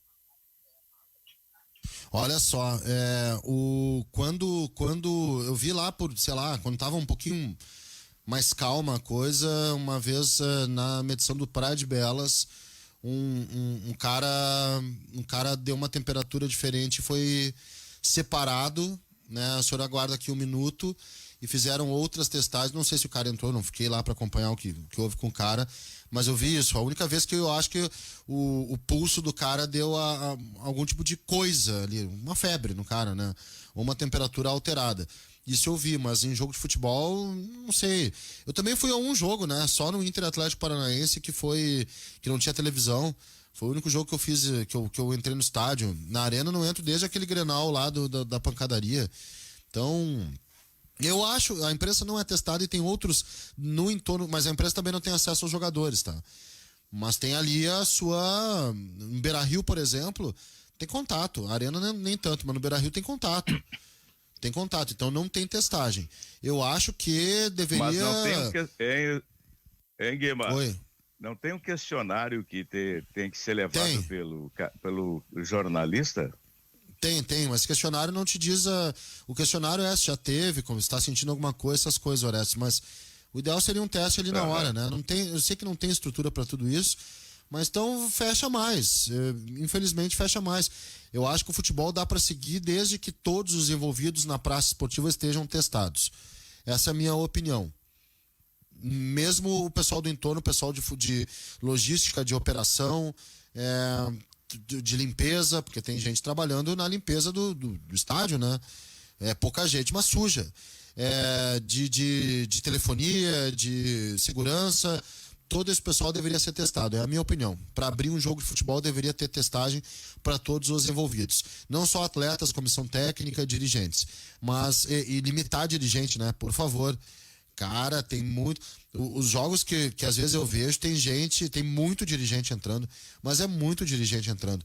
Testagem para todo mundo. Hoje o teste de PCR ali, de antígeno, sei lá, sai na hora ali o resultado. Teste para todo mundo e aí tu tá apto para entrar. Tranquilo. É o que eu penso. Vocês, então, pelo que estou entendendo, são favoráveis a que paralise o futebol, que pare o futebol? Ou não é isso? Não. Eu sou a favor da continuidade do futebol com diminuição do entorno. Diminuição de quem entra no estádio. Tem muita Eu gente sou que ainda favorável tá à continuidade do futebol sem dirigente, sem imprensa, por exemplo. Pode ser? Pode Tem ser. outras pessoas no Bolha estádio, mas que eu acho que seja- dirigente não tem por que ter. E imprensa também não. Seja a bolha realmente só do futebol. Só do futebol. E aí se continua. É isso. Eu sou favorável a isso. Tem muita gente entrando de graça, gente. Tem muita gente entrando de graça. Tem muita gente viajando de graça, ocupando lugar em aeroporto. Tem muita gente. Olha, o futebol, Então, eu vou falar um negócio aqui, então. Fala. Eu até nem tinha colocado no ar isso aí. A decisão Grêmio e Palmeiras, o primeiro jogo na Arena. Foi ao banheiro no intervalo de jogo e tinha uma cabine cheia de adolescentes, crianças, com parlamento do Palmeiras, que certamente são parentes de dirigentes ou de jogadores que estavam numa das cabines da Arena. Isso aí não havia a mínima necessidade. Esse é um dos pontos. Sim, família vai tudo para jogo. Família vai tudo para. Tem familiar dentro do campo de futebol. Eu sou contra a paralisação do jogo porque eu acho que, sim, há ali uma testagem, tá? Eu acho que não vai diminuir o número de mortes. Só que eu sou favorável a limpar. Limpar uma galera que tá entrando no jogo de graça, sem fazer absolutamente nada, com ou sem carteirinha, tá? Porque tem muita gente também com a nossa carteirinha a carteirinha da nossa categoria, que entra para não fazer nada. Magno sabe muito bem, né? Sabe muito bem, Magno, do que eu tô falando, né? A gente já viu isso. A gente fez um jogo junto e a gente ficou reparando. Como é que... Orestes, a gente ficou reparando em gente que entrava lá para não fazer nada. Essa carteirinha aí? Ué, faz o curso e paga 220 Como é que pila. consegue? Paga 220 pila. Que Acabou. Nossa. Simples. É simples. Tem um estatuto, né, Orestes? A entidade tem um estatuto e tem os critérios de limitação de acesso, porque é credenciadora com autorização judicial, inclusive, e tem a responsabilidade de não criar um processo de evasão de rendas. Então ela habilita os profissionais que comprovadamente atuem. E nós temos novas mídias, novos veículos hoje, então tem uma ampliação bastante expressiva do número de companheiros que trabalham. E cada vez mais é um desafio da entidade fazer essa triagem, fazer essa depuração, fazer esse filtro de quem efetivamente trabalha, porque muitas vezes ocorre de companheiros que não são companheiros e que são torcedores que querem entrar em estádio e ver futebol sem pagar ingresso. E aí vem se encostar na Associação dos Cronistas, tira a onda de cronista para poder ter direito a uma credencial, paga lá um valor exato. pequeno por ano, não sei se R$250, e assiste futebol 12 vezes no ano, no estádio em lugar privilegiado. E não... Exato. Eu já vi de Vai lá gente tirar que foto nunca... ainda. Orestes, o que eu já vi de gente, até nem vou, evidente, citar nomes ou até coisas mais recentes, mas já vi em outros tempos, em outros lugares, gente que nunca pegou um microfone na vida para falar sobre esporte e tinha a carteira da SEG para ir ver Grêmio e Inter quando ia na sua cidade. E assim que funcionava, em determinados momentos. E hoje, com essa situação de muita gente ter o seu próprio blog, o próprio site, a sua própria emissora, ser si mesmo um personagem. Mas esses estão trabalhando para se sustentar, né? Eu também acho isso. Buscaram Alguns sim. Os sérios eu respeito, mas tem muita gente que só tem a carteira porque diz que tem um determinado canal, ao qual eu nunca vi e até já pesquisei e não encontrei nada. Vai só ver jogo. Bem, vamos voltar para o futebol, são 12h14. Só para complementar esse assunto, tá? O mesmo se aplica à família de dirigente.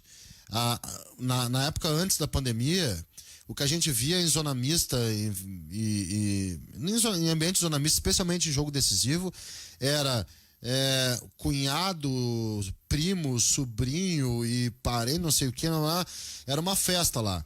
Isso é uma coisa que eu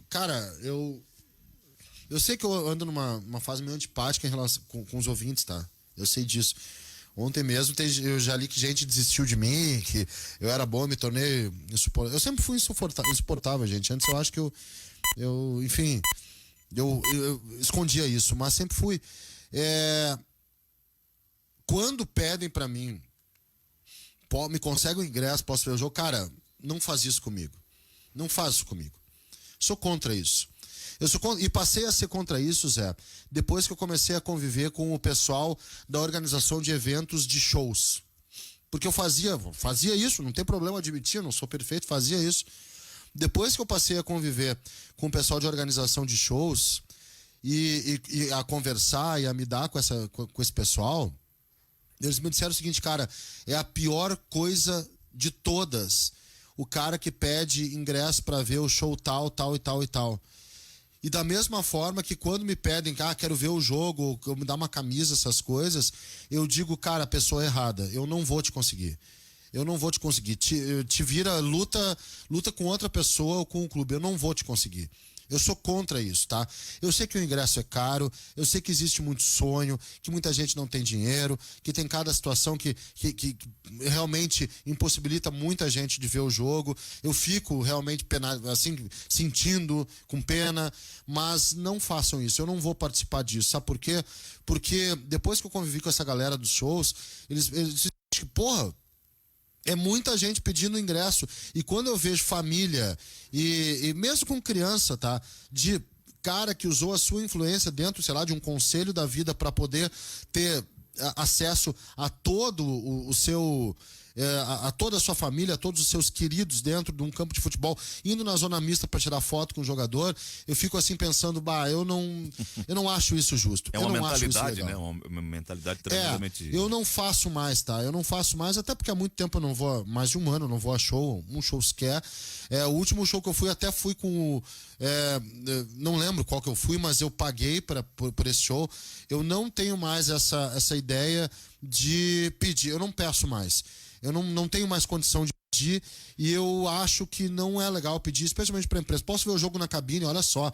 Isso é uma coisa que eu sei que muitos não concordam com isso, porque foi uma cultura adotada, etc. Mas a cabine é o local do meu trabalho. Eu não sou legal numa cabine. Eu não sou uma companhia para ver jogo na cabine, sabe? Eu não sou uma boa companhia para ver um jogo. Quando eu vejo um jogo na frente de uma televisão, sou chato, insuportável, mala. Sou. Mas é o meu trabalho. Eu não sou legal. Vários convites. Vem aqui, nós vamos fazer um churrasco, tomar uma cerveja para ver um jogo. Eu não vou ser legal. O jogo para mim é um trabalho. É sério. É sério. Eu já vejo um jogo de futebol pensando no que cada um já está se desenhando em campo. Eu não curto. Eu não curto o evento jogo de futebol. O jogo de futebol para mim é trabalho. E a cabine de transmissão é o meu local de trabalho. A redação da rádio é o meu local de trabalho. Eu me incomodo. Mesmo quando as pessoas são muito gentis, simpáticas, eu tento retribuir isso, mas é um local de trabalho para mim. Então, era isso. Eu acho bem desagradável e eu passei a mudar quando convivi com os caras de eventos. Os caras falaram, cara, um show para mim não é um local que eu tô curtindo, é um local de trabalho. Ali é a minha casa.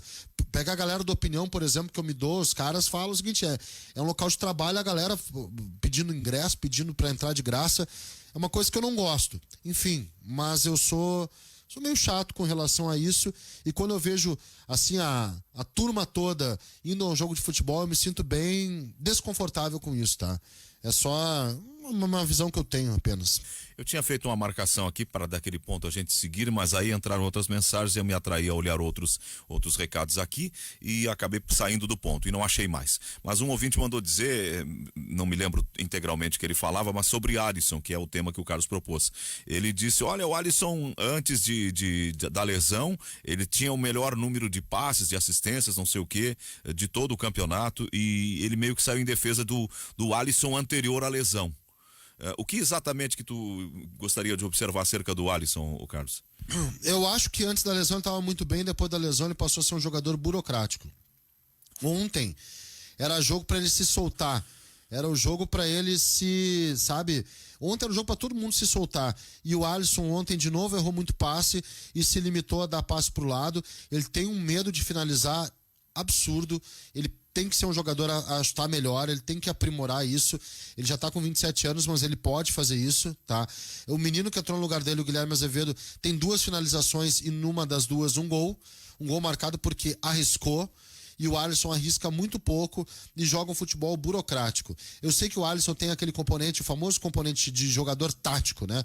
Volta para marcar, ajuda a marcação, ele dobra na marcação do lateral, ele tem essa participação, ele gera espaço, etc. Mas eu acho que ele pode ser um pouquinho mais ousado, um pouquinho mais ganancioso no bom sentido, tá? Um pouquinho mais ambicioso é a palavra mais certa. Ele tem que chutar mais, arriscar mais, quem sabe driblar, quem sabe jogar mais pra frente. E às vezes o Grêmio ontem, de novo, ele tenta, clareia, dá o toquinho pro lado, tenta, clareia, dá o toquinho pro lado. O Matheus Henrique é um pouco assim também. Poxa, gente, mais confiança no chute. Clareou, arrisca. Ontem tava fácil, ontem tava tranquilo. Arrisca como o Diego Souza arrisca, né, Magno? Eu acho estranho. O Alisson me parece, nesse sentido de tentar arriscar chute, um eletrocardiograma. Porque tem jogos, e o exemplo é o próprio Grêmio Palmeiras, o primeiro jogo aqui da Arena, na final da Copa Brasil. Ele chutou, as melhores chances de gol do Grêmio foram chutes do Alisson. Outros jogos também que eu me recordo, em que ele chutava, criava chance, até gol fez. Já faz algum tempo, evidente, mas ele criava as oportunidades, ele chegava na frente da área e chutava. Só que em outros jogos ele tem esse medo, não sei qual a razão disso, toca para o lado, toca para trás, inefetivo. É um eletrocardiograma na situação. O Alisson, ele te dá a falsa impressão de que pode sair um gol a qualquer momento. Mas é a falsa impressão porque nunca sai. O Alisson é um jogador... o Alisson chegou no Grêmio, que ano foi? 2018 ou 17? Já nem lembro, acho que foi 18, né? 18, 17 tinha um amigo. 18. Foi 18, tá? 18? Então bota aí, 18, 19 e 20. 2021 tem um jogo, nem conta. Até tira essa aí. São 3 anos de Alisson no Grêmio e ele tem 19 gols marcados. Eu fui ver o número. 19 gols marcados. Isso dá 6 gols por ano. E o Alisson não é zagueiro. Ele é atacante.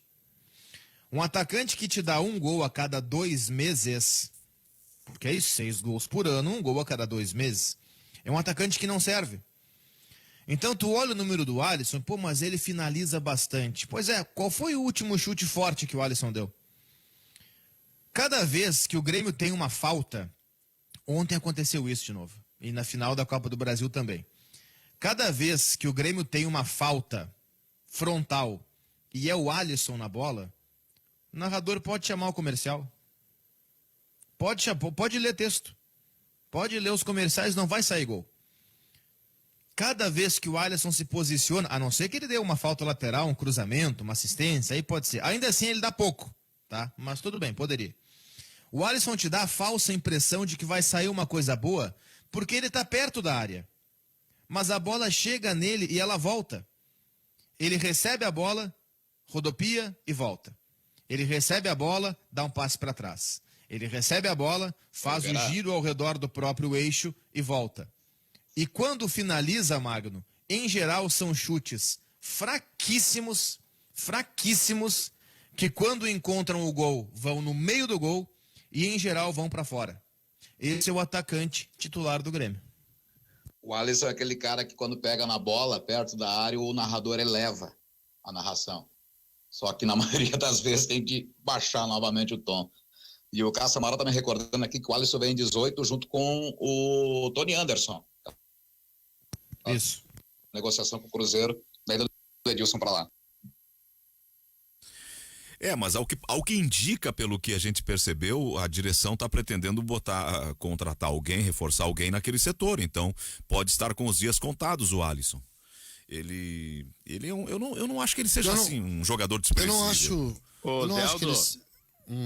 Vai, Horácio. Quando o Alisson ficou machucado fora aquele tempo, quem era o substituto dele naquela posição aí? Luiz Fernando foi substituto, por ali houve revezamento, mas o melhor momento do Grêmio na temporada foi sem ele ali naquele setor. Alguém lembrou isso ontem, eu acho que aqui... E cada vez que entrava um jogador naquela posição e que todos nós falávamos do programa, a gente dizia, tá guardando lugar pro Alisson. Está guardando lugar para o Alisson. Todo mundo achava que ele voltaria e seria titular absoluto. E o que acabou não acontecendo, né? Impressionante. Ele se perdeu junto com o time. Até o GPR, em determinado momento, foi reserva do Alisson. Ele se perdeu junto com o time decaiu, o Jean-Pierre decaiu, o PP decaiu, o Matheus Henrique decaiu, o Alisson não conseguiu se reencontrar. Há um declínio coletivo do Grêmio, então a esperança, a possibilidade é que quando o time se acertar, ele volte a jogar um pouco melhor do que tem jogado, mas de fato... Não, desculpa te interromper. Não, o fato é que nesse momento a crítica é merecida, ele não tá bem. O que eu acho é o seguinte, tá? Só o que eu pontuo, só o que eu pontuo é o seguinte, nem nos bons momentos do Grêmio eu vi esse futebol todo no Alisson. Eu nunca vi. Eu reconheço que em algum momento ele foi importante, é claro, eu também não acho que ele é um perna de pau. Também não acho que ele é um cara que tem que ser expulso do Grêmio, eu não acho isso, tá? Para deixar isso bem claro. Mas ele é um cara que para ser titular indiscutível, eu acho que é uma demasia. Eu acho que ele também precisa se modificar algumas coisas, né? Esse jogo burocrático aí do Alisson tem atrapalhado. E no jogo de ontem, inclusive, aconteceu isso. Olha, eu vejo com um certo asterisco a presença do Alisson. A substituição melhor para mim do Alisson seria o Ferreira como ponta direita. Essa seria. O Ferreira entrou contra o São Paulo, né? Que foi que ele entrou assim tremendamente ponta direita. Bem, na ponta, né? Isso, ponta direita. Mas seria essa a melhor substituição. O Renato tá ensaiando meio que priorizar o aproveitamento do Guilherme Azevedo por ali.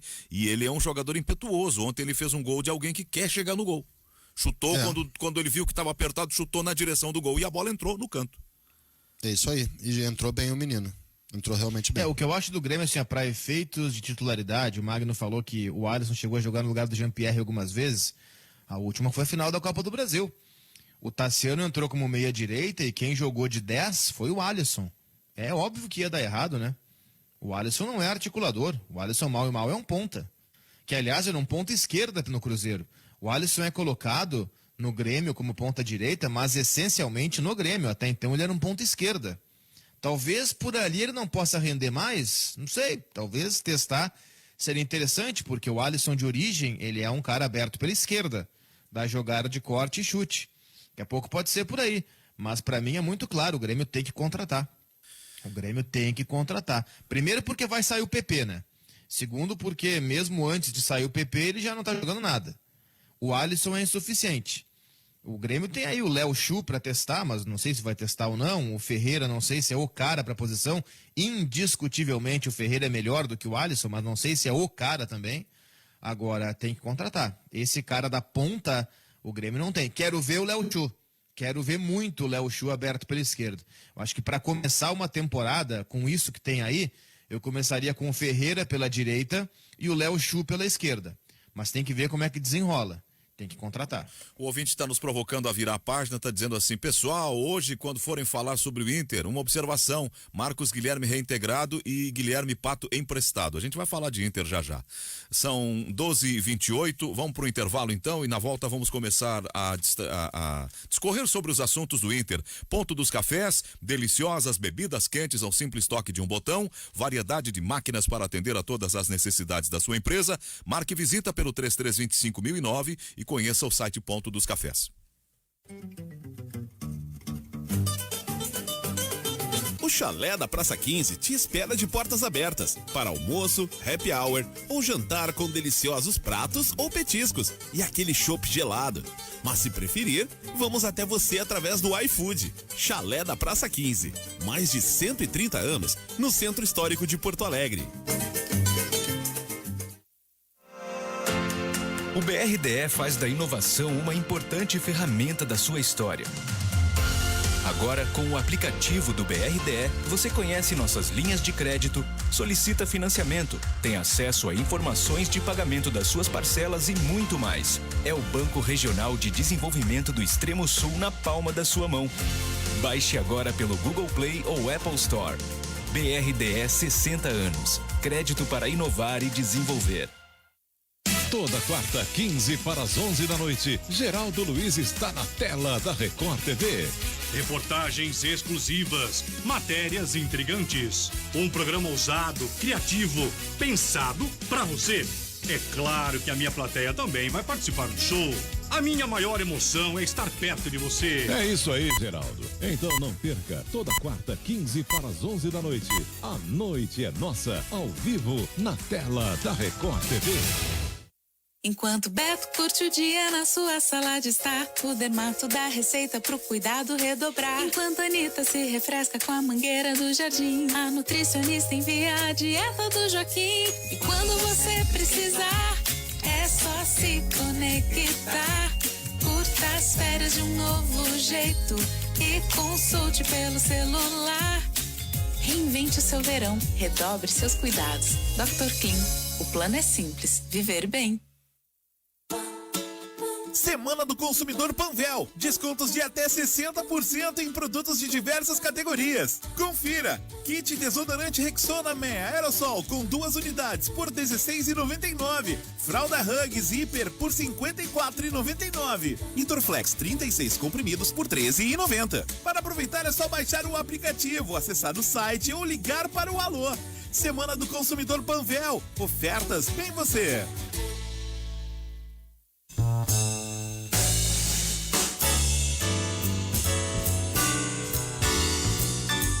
Você está ouvindo na Guaíba, ganhando o jogo. Meio-dia, 31 minutos. Os ouvintes participam, dou alguns recados aqui, atendo alguns dos recados que recebo, são centenas, eu não tenho como atender a todos. E depois a gente vai voltar para o debate. Bom dia, pessoal. Eu sou o Daniel Pires Sapucaia. Esse aqui também é daqueles que está sempre conosco. Com todo respeito à opinião de cada um de vocês, vocês estão criticando um time que luta como pode para fazer parte de uma competição que é o sonho deles. Na minha opinião, a culpa é do Grêmio por estar participando desta fase da competição. O Grêmio é que deveria estar participando da fase de grupos. Poxa vida, pessoal, os caras também querem ter uma oportunidade na vida, assim como qualquer um de nós. Ele acha que nós estamos sendo elitistas na nossa crítica à qualidade, à péssima qualidade do time. Mas me desculpa, Libertadores é elite, cara. Libertadores é elite. Eles têm o sonho de jogar uma Libertadores, tudo bem. Vamos pegar um time que a gente critica sempre, o Ibis. O Veranópolis, o Ibis. Eu ia falar do Gauchão e ia pegar mal, mas obrigado, o Ibis é melhor. O Ibis também tem o sonho de jogar Campeonato Brasileiro. Sabe por que ele não joga? Porque ele não tem condições. Não tem condições. O Zé Aldo em algum momento da vida, eu em algum momento da vida, Magno, enfim, em algum momento a gente quis ser jogador de futebol, por exemplo. A gente não quis, porque a gente não teve condições. Tá, o exemplo esse pode não ser dos melhores, mas o time, o campeão lá do San Marino, como se falou há pouco, ele também quer jogar uma fase de grupos e Champions, mas ele não tem condições. Então assim, cara, a gente está sendo elitista porque a Libertadores ela é a elite do futebol sul-americano. E enquanto elite do futebol sul-americano, ela tem que apresentar times melhores. Times como o Ayacucho, me desculpe, não podem jogar Libertadores. Aí a gente volta para aquele início de conversas, da quantidade de equipes na competição. Teve os seus méritos, o Ayacucho chegou em terceiro no Campeonato Peruano, beleza, parabéns. Justamente por ser uma equipe pequena, um clube pequeno, vendeu todos os seus jogadores, estava sei lá quanto tempo sem uma partida oficial. Desde dezembro. Mais de 3 meses sem uma partida, mais de 3 meses sem uma partida oficial. A culpa, no todo, não é do Ayacucho. Ele fez um belo campeonato peruano, parabéns a eles, a maior campanha da história do Ayacucho. Ô, Magno. O problema é a Conmebol aceitar tantas equipes na Libertadores. É isso aí. Esse é o X da questão. É muita vaga. É muita vaga. E se acha que a gente está defendendo o Grêmio por um caso ou outro, deixa eu dizer muito claro o seguinte, já falei, mas repito sem problema.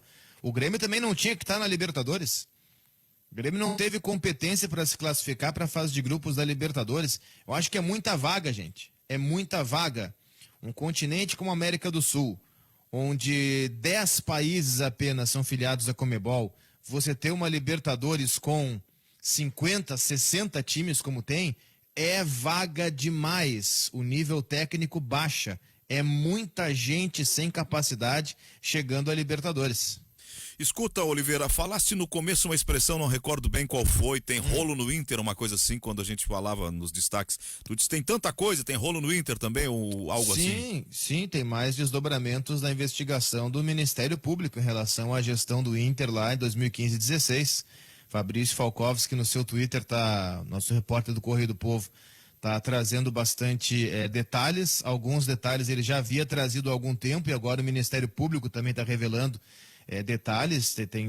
Tem rolo assim do Inter com agência de turismo, por exemplo, tem carro comprado, tem reservas feitas para benefício pessoal, férias em nome do Inter, com o sócio do Inter pagando tudo. Tem muita coisa e o Fabrício Falkowski, já para dar um spoiler também, uma chamada, Fabrício Falkowski vai estar com a gente hoje de tarde no Repórter Esportivo para trazer todos esses detalhes. Fabrício Falkowski, juntamente com o Cristiano Silva, são talvez os repórteres no Rio Grande do Sul que mais tenham acompanhado todo esse rolo do Inter com o Ministério Público. E o Fabrício vai estar com a gente de tarde no Repórter Esportivo. A informação aqui do Alexandre Pretz, o Paulista deve parar de 15 a 21 de março e a rodada do fim de semana mantida. Não é isso. Rodada do fim de semana mantida. Vai parar o meio de semana só, né? Vai parar só o meio de semana e o outro fim de semana. Para de 15 a 21. Bem, eu tava vendo ontem uma entrevista... Vamos parar não parando. Tava vendo uma entrevista do executivo do Inter, o que veio do América, como é o nome dele, o jovem? Paulo Brax. Paulo Brax. E ele estava dizendo que ainda havia algumas dependências de liberação da condição de trabalho do Ramírez no Brasil. O Correio está dando que ele já tem data de estreia. Eu não sei se já houve conseguiu a liberação para trabalhar aqui, porque tinha documentos que a CBF exigia, tem outros documentos que o próprio Ministério do Trabalho também exige. Já há 2 anos, o técnico de futebol ele também tem BID, então ele também tem que ter o nome publicado no BID para conseguir treinar. É isso que o Inter estava aguardando. O Eurico dizia ontem que se ele tiver o nome publicado no BID, ele estreia já agora, final de semana. Já agora, domingo. Que nem foi o Ariel Roland. No Santos, ele estreou agora na quarta-feira, ou na terça-feira, que foi o jogo do Santos, né?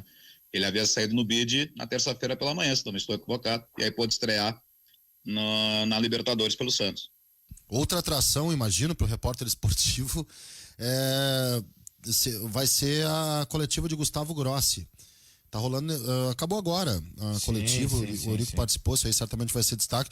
No Guaíba Esportes também, tem que também chamar, porque eu tô no Guaíba Esportes, né? Fabrício Falkowski também vai participar do Guaíba Esportes, né, na reprodução do papo com o Cristiano Oliveira.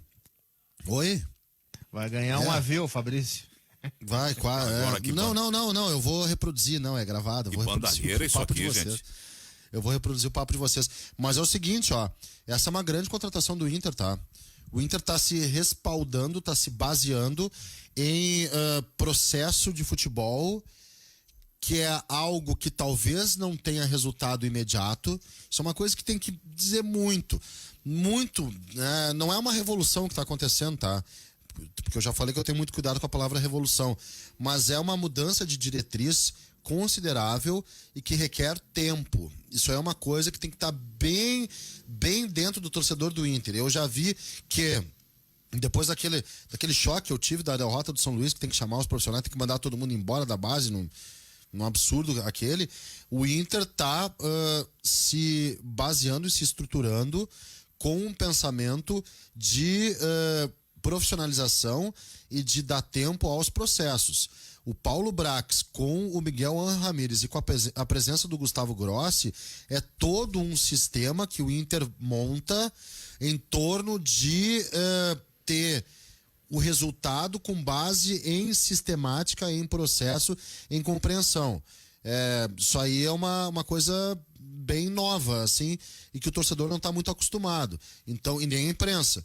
Então, acho que esse tempo, espero que seja dado. Acho que não vai ter. Acho que não vão dar. Mas eu espero muito, porque aí as coisas podem acontecer de uma forma mais positiva. Se não derem tempo, terá sido um erro gigantesco, porque o Inter tem uma oportunidade de fazer aquilo que João Paulo Medina lá atrás, já há muitos anos dizia, crescimento sustentado. O Inter, há pouco um ouvinte até pediu, Zé Aldo, por favor, coloquem no ar a entrevista do argentino, do Gustavo Grossi. Eu fiquei encantado com o que ele disse, a manifestação é do ouvinte. O Inter está pretendendo fazer um projeto de crescimento de longo prazo, com base em modelos, com base em uma ideia com ciência no meio, com gente com experiência, com gente com qualidade que já praticou o modelo em outros lugares, cada um no seu setor, gente com pensamento novo.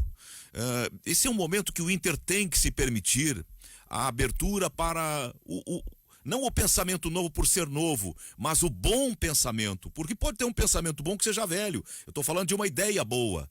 E essa parece ser uma das grandes ideias, a reunião e a unificação de modelos no profissional e na base, para preparar o menino para ele, já quando chegar no time profissional, ele não precisar ser tolerado, aceitado, compreendido, porque ele está ali como um estranho no ninho. Ele já vem pronto para assumir uma função, porque ele já teve a cabeça preparada, já teve tecnicamente, foi talhado lá na base para chegar.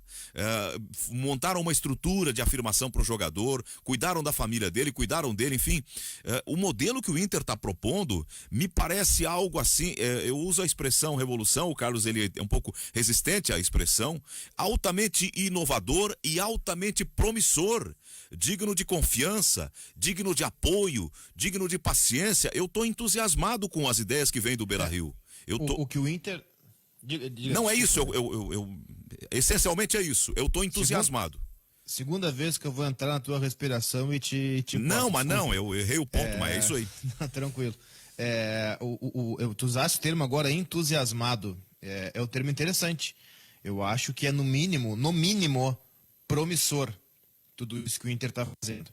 O Inter tem um modelo, eu não vou entrar nessa de revolução e inovação, porque eu acho que não é revolucionário nem inovador, mas é profissional. E se falar de futebol profissional aqui no Brasil, é um diferencial. Porque aqui o futebol não é profissional. Qual é o risco que se tem? Se tem um risco, claro, do resultado não funcionar. É possível você fazer um modelo profissional e dar errado? Claro, é possível. Não existe fórmula mágica. Claro que pode. Agora, você trazer o Gustavo Grossi, que fez um trabalho excelente no River Plate. Trazer um Paulo Brax, que é um profissional absolutamente atualizado.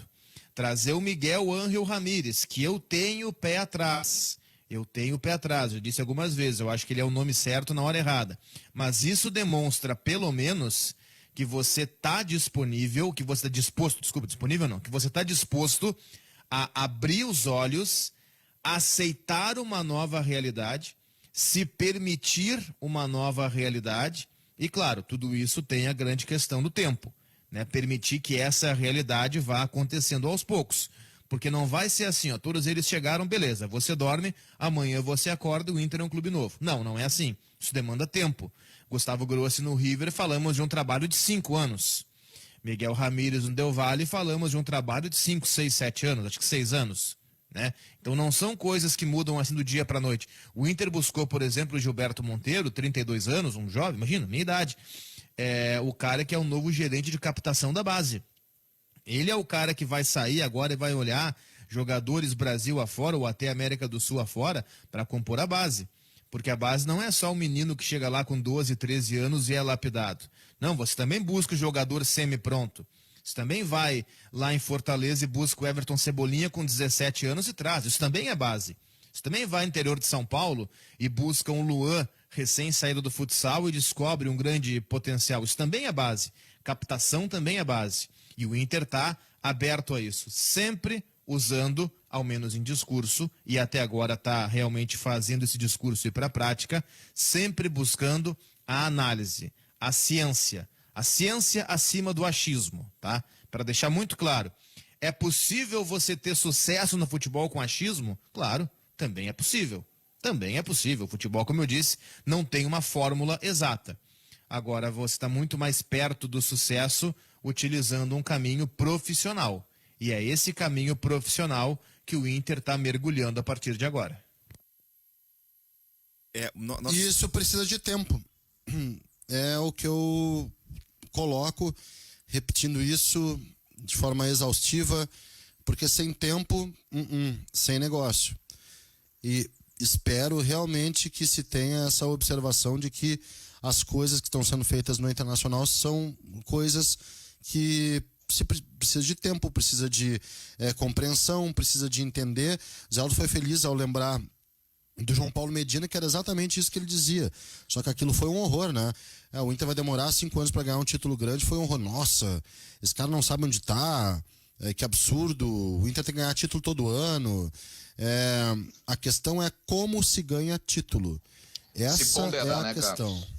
As coisas têm que ser ponderadas, sem apoio incondicional e sem a defenestração imediata. Exatamente. As coisas ponderadas. Exatamente. E outra, você pode ganhar um título sem um bom trabalho por trás também. Isso acontece. Olha o Cruzeiro. O Cruzeiro foi bicampeão de Copa do Brasil com um trabalho miserável por trás. Mas aí é E episódico. colocou o Cruzeiro na segunda divisão. Claro, é episódico, mas eu tô concordando contigo. Tô só respaldando isso que disse o Magno, que não é porque ganhou um título que tá tudo certo e nem porque perdeu que tá tudo errado. O Flamengo implantou um modelo de gestão, de austeridade, controle de gastos, profissionalização. Perfeito. Eduardo Bandeira de Mello. Isso. E aí o clube foi se organizando. Aí ele saiu, mas os efeitos daquilo que ele tinha que ele tinha organizado e que ele tinha executado ficaram. Num ano foi o melhor time da América, campeão sul-americano, disputando o Mundial. No ano seguinte, mesmo jogando mal, ainda por efeito daquilo que foi organizado, virou campeão brasileiro. Eduardo Bandeira de Mello, o trabalho que ele fez de austeridade financeira é o trabalho que permitiu ao Flamengo contratar Bruno Henrique, Gabigol, Arrascaeta, Everton Ribeiro, Rodrigo Caio, esse trabalho, Rafinha que saiu, Felipe Luiz que chegou, Pablo Mari que chegou e saiu, esse trabalho de austeridade financeira permitiu ao Flamengo respirar e conseguir contratar esses caras. E contou com um grande tiro na lua de um departamento de futebol que não entende bolhufas, mas o tiro foi certeiro, e a prova é que os outros tiros saíram pela culatra, de encontrar Jorge Jesus, que chegou ao Brasil e se mostrou extraordinariamente melhor do que os outros, né? O Daniel Maurer está dizendo, Zé Aldo, isso aí não é novo. Júnior Chávari no Grêmio com Rui Costa e Roger. Era uma ideia do Dr. Koff, né? Era uma ideia do Dr. Koff de resgatar a base. Diferente. Até porque o Roger chegou para tentar e conseguir, fez um bom trabalho no Grêmio, melhorar o Grêmio depois de uma passagem do Filipão que mal deixou pedra sobre pedra, né? Mal deixou pedra sobre pedra. O Júnior Chávari na base, sim, fez coisas muito legais, muito interessantes. Agora, o Roger eu não comparo, eu acho muito diferente. Seria Roger, o Roberto Pupo Moreno do futebol, o acertador de carros, para que depois venha um campeão? Cara, eu acho que a história do Roger... Ali tem uma mentalidade do Koff por trás, Guimarães. O Dr. Koff que identificou que a base estava sucateada e ele diz, nós temos que investir de novo na base, porque lá na frente vamos colher frutos disso. Me desculpa, eu vi o contrário. Bom, desculpa não, só figura porque a divergência do debate. Eu acho o contrário, eu acho que a mentalidade do Fábio Koff foi oposta disso. A mentalidade de Fábio Koff foi trazer ao Grêmio vários jogadores caríssimos que o Grêmio não tinha condições de pagar. Ele saiu enxertando jogadores no Grêmio, como Vargas, como Wellington, como André Santos, como Dida, como Cris. O Luxemburgo pedia e o Koff ia lá, atendia e trazia de balaio, meia dúzia. Adriano, volante, e o Grêmio no ano seguinte precisou pagar essa conta. Isso é verdadeiro, Cristiano, mas se tu me permite... Precisou vender os caras. Se tu me permite, tem duas faces dessa gestão do presidente Koff. Tem uma frase dele, que eu sou ruim de memória, alguém poderá me socorrer, em que ele disse, a minha idade não me permite muito esperar, eu quero ver o Grêmio campeão de novo. E aí então ele foi pro sacrifício de gastar... Não era investindo loucamente se o Grêmio seria campeão. Eu sei, mas a ideia dele foi essa, numa das faces. Fazer investimentos e reforçar o time e montar uma equipe para tentar ganhar assim meio na base do vamos que vamos, a qualquer preço, uma Copa Libertadores. Mas ele também identificou que tinha sido relaxada a instituição com relação ao trabalho na base, e ele diz, temos que investir em Eldorado, e aí a sequência mostra que ele tinha razão, porque a partir de investimentos feitos na base, e o Chávari deve ter algum valor nisso, o Rui Costa deve ter algum valor nisso, tem mais gente envolvida, veio Arthur, bom, eu não vou lembrar todos, mas vieram vários jogadores da base, geração... o Arthur, ele estava no Grêmio antes disso. O Arthur está no Grêmio há muito tempo. mas foi um trabalho de valorização da base. Ele veio muito cedo para cá. É aí que tá. O nosso ponto de divergência tá aí. Tá? O nosso ponto de divergência é exatamente esse. Eu concordo que o COF quis ser campeão da América no vamos que vamos, sem nenhum projeto, sem nenhum planejamento. O que se falou no Inter da história do campeão voltou. Eu fiz a cobertura da seleção do Grêmio no pátio do Olímpico, a torcida do Grêmio naquele momento gritou, o campeão voltou, simplesmente por ser Fábio COF. Ninguém sabia projeto, ninguém sabia ideia, porque não tinha projeto e não tinha ideia. Era vamos que vamos, gastar um dinheiro que o Grêmio não tinha e que no ano seguinte se viu obrigado a recolher esses investimentos. O Grêmio em uma semana vendeu Barcos e Marcelo Moreno a preço de banana, porque não tinha como manter esses dois. E começou a colocar jogadores na base não por projeto, filosofia. O projeto nunca foi esse. Filosofia nunca foi essa. Começou a colocar porque não tinha gente.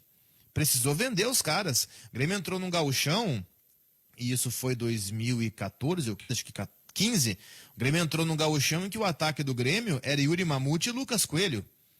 O Lincoln era titular com 16 anos e não por projeto. Se existisse um projeto, o Grêmio não teria torrado o Lincoln como torrou, que sempre foi promessa da base e com 16 anos virou solução no time principal, porque não tinha gente.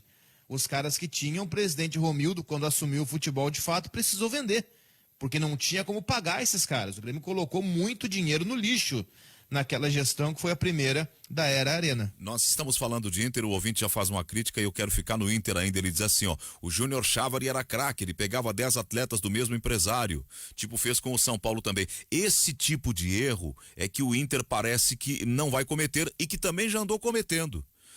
Investindo na base, em jogadores errados, abrindo espaço para investimento de empresário, para interesses outros que não os do clube. Aliás, tem o que o Falkowski está dizendo ali, tem umas bandalheiras, gente, que é demais, né? Nós estamos no campo, mas o MP descobriu na 4ª etapa da investigação que um dirigente comprou um carro e um outro levou a família toda, até cunhados, para um Réveillon no Copacabana Palace no Rio. Esse mesmo dirigente, segundo também, fez um cruzeiro no Caribe. Tudo pago pelo Inter, segundo o Ministério Público. Aí é demais, né, gente? Então, esses erros que parece que esse projeto atual está sendo feito de modo profissional, é que, assim, a não permitir essas coisas. Isso não é erro. Isso aí é uma falcatrua, uma vergonha, é um ato de corrupção isso aí. Erro é o cara optar por não aproveitar a base e contratar um monte de jogador solto aí pelo Brasil para inchar o grupo. Tipo o Inter fez em 2018, e notem a separação. Isso é um erro, tá? Não é ilegal, não é nada imoral, é só uma convicção, que é uma convicção que hoje eu acho que não dá muito certo no futebol. Mas é um erro. Isso de o cara fazer cruzeiro no Caribe para levar toda a família. Isso aí, Oreste, isso aí não é erro, isso aí é uma imoralidade. É usar o dinheiro do clube, que por sua vez é o dinheiro do sócio, para ter um benefício pessoal. Exatamente, boa palavra. É uma prevaricação. Esse cara é um aproveitador, hein, cara? Um canalha, né? Esse cara é um aproveitador, por favor. Canalha, um aproveitador. Isso, um mistificador. Tudo isso. Ele é um canalha. Erro é tu não subir um volante bom para contratar o Richelli. Ou um volante de base que pode dar alguma resposta para contratar o Richelli. Isso é um erro. E não é imoral e não é ilegal, repito, é um erro de avaliação, é uma decisão. Qualquer coisa dentro do futebol, como esse exemplo, é erro. Agora, usar o clube em benefício próprio é outra coisa. É crime. É prevaricação. Crime de apropriação indébita. Isso, é crime, é outra coisa. A caminhonete Toyota S4 foi comprada por R$240 mil. Como é que funciona? Boa caminhonete. A agência de viagens recebeu o dinheiro do Inter e repassou para a concessionária. Os pilas entraram na loja em nome de um dos filhos do tal dirigente. Só que o Fabrício Falkowski, companheiro do Correio do Povo, tá só para dar aqui um pouco mais de ideia do que nós estamos falando hoje, das novas informações. O cara comprou um carro por dinheiro do Inter, por via transversa, mas aí é demais. Os caras entraram no clube nesse período que deixou o Inter na 2ª divisão para ganhar, para pegar dinheiro do clube e viver bem. Essa é a real. O Inter foi saqueado, gente. É isso. O Inter foi saqueado, o Inter foi roubado. Isso o aí. Internacional foi saqueado, o Internacional foi roubado. Tá cada vez mais claro isso. O Inter teve dentro das suas veias uma quadrilha. E esse termo que eu estou repetindo aqui, eu não sou o criador do termo, esse termo está nos relatórios do Ministério Público. O Internacional teve dentro das suas veias a formação de uma quadrilha. O Inter foi roubado, o Inter foi saqueado. Exatamente isso. É uma tristeza. Exatamente isso. Vou dizer, é vergonhoso e é triste, é constrangedor, porque a gente conviveu com essas pessoas assim, e tinha apreço e respeito, mas isso aqui é uma pessoa... A pessoa eu sempre terrível. Como eu mantenho um certo distanciamento tem uns caras que eu gosto, uns que eu gosto mais que outros, né? Mas eu sempre mantenho um certo distanciamento e é por uma opção minha. Eu sei que eu perco muitas coisas com isso, sei que realmente perco muitas coisas com isso, mas é uma opção que eu tenho, assim, de manter um distanciamento, né? De dirigente de futebol, que eu acho que tem muita coisa errada no modelo. Eu não estou dizendo que todos são assim que nem esses caras, pelo contrário, a maioria ela tá lá porque gosta do clube, mas eu acho que também tem uma maioria que, mesmo gostando do clube, tem um grande desconhecimento de como as coisas elas são dentro do futebol. Nesse caso, eu não tinha um grande apreço por nenhum deles. Não tenho, acho que é uma forma de ascensão pessoal, financeira, midiática. Tem muita gente que é assim. Eu prefiro sempre essa... desonesta de ganhar a vida, Magno. Pô, isso aí. Eu prefiro o distanciamento. Eu me sinto melhor. O Toco tá dizendo que farra... Evitando alguns termos, mas é isso. Que farra fizeram com o dinheiro do Inter. Cadeia pouco, vergonha. Até hospedagem no Copacabana. Sim, a gente... Puxa. Olha só. Isso aí é o dinheiro do sócio, cara. Isso aí é o dinheiro do sócio. O sócio que trabalha, gasta lá o dinheirinho para todo mês para contribuir com o clube, em nome da paixão, vida. Em nome do amor. É o dinheiro do sócio. O sócio é que foi roubado por essa gente para que ela pudesse curtir Cruzeiro no Caribe, cara. Bravo. E isso aqui não é a coisa, o ouvinte aqui tá dizendo, mas tem erros nas contratações. Isso aqui não tem a ver com o dirigente contratar um jogador e o jogador não dá certo. Isso aqui tem a ver com outra coisa. Exato, não, é completamente diferente. Isso é mais grave, cara. Porque contratar um jogador e ele dá errado, isso aí é erro. Todo mundo erra. Ninguém é Deus, né? Agora, embolsar o dinheiro do Inter para passar ano novo no Copacabana Palace, isso é falta de caráter. E falta de caráter é muito mais grave do que falta de competência. O erro da contratação é quando algum dirigente atravessa e pega uma parte do dinheiro da contratação, da negociação. E aí é outra situação que acontece também. Aí também é crime, né, Magno? Mas errar a contratação, que a gente diz assim, foi lá e contratou, só por contratar, acreditava que o cara ia dar certo e o cara não deu, e o cara era bom. Não, beleza, aí é do jogo. Sim. Tá sujeito a acontecer. Tu busca o Sabella na Argentina e ele não dá certo, mas ele era fabuloso. Outras situações... É isso aí. Bem, gente, precisamos encerrar. 12h57, vamos chegando aos 58. Obrigado a todos que mandaram mensagens aqui, que interagiram conosco pelo WhatsApp, pelo Facebook. O Anderson foi erro? Sempre fiquei na dúvida, diz o Marco Antônio Gobo. Parece que tem coisa errada ali com o Anderson, que não é erro técnico de escolha também. Mas, bueno... O Ministério Público está investigando e está esclarecendo a todo instante. A Rádio Guaíba tem acompanhado com o Cristiano Silva e o Correio do Povo com o Fabrício Falkowski. Amanhã estaremos aqui 11 da manhã novamente na companhia das senhoras e dos senhores com o nosso Ganhando o Jogo pela Rádio Guaíba. Vem aí Fernanda Bagatini com as notícias do correspondente Guaíba. Depois tem o Boa Tarde Brasil com o Júlio Ribeiro. Muito obrigado a todos. Até amanhã. Tchau.